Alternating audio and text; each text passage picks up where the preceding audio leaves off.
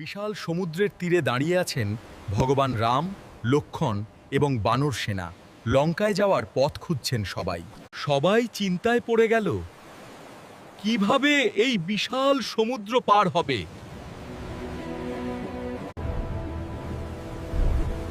আমরা নিশ্চয়ই কোনো উপায় বের করব।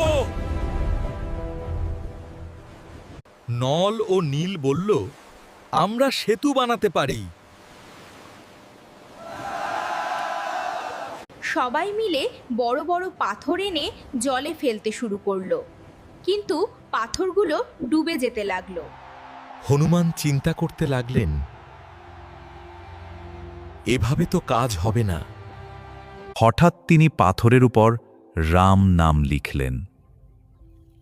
পাথরটি জলে ফেলতেই অদ্ভুতভাবে তা ভেসে উঠল। সবাই অবাক। তারা বুঝল, রাম নামের মধ্যেই আছে অসীম শক্তি। তারপর সবাই পাথরে রাম নাম লিখে জলে ফেলতে লাগলো, আর একে একে সেতু তৈরি হতে লাগলো। রাত পরিশ্রমের পর তৈরি হলো এক বিশাল সেতু, যা লঙ্কার দিকে এগিয়ে গেল।